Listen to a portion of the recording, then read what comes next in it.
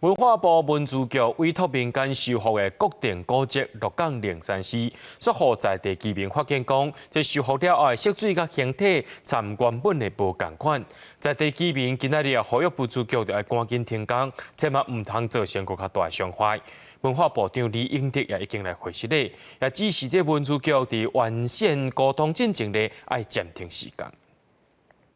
本地主间别墅的夜婆变成青面红头，本地真有精神的戏北煞变做共神。文化部文资局开5600万修复国定古迹鹿港龙山寺，在地居民煞看了真生气。是毋是这个工程的单位，伊为着要紧得到这个工程款，所以伊赶紧来施工，伊完全无咧顾工程的品质。 在地公民团体参学者甲民意代表17召开记者会，控诉文资局委托民间单位修复鹿港龙山寺，煞无照原本的色水形体修复，互正百年的开龙汤变做大家无熟悉的模样。足侪人感觉讲这开龙汤修甲伤新，而且呢，真侪旧商品拢会当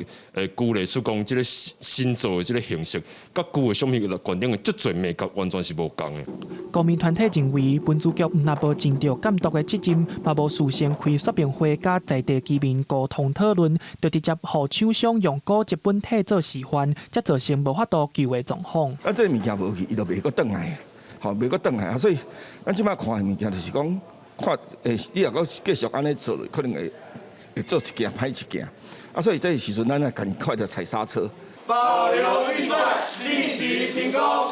公民团体呼吁文资局要紧停工，避免对古迹造成更加大的伤害。文化部长林英德对此道歉，嘛指示文资局伫完善沟通进程暂停施工。记者林书霞、桂林综合报道。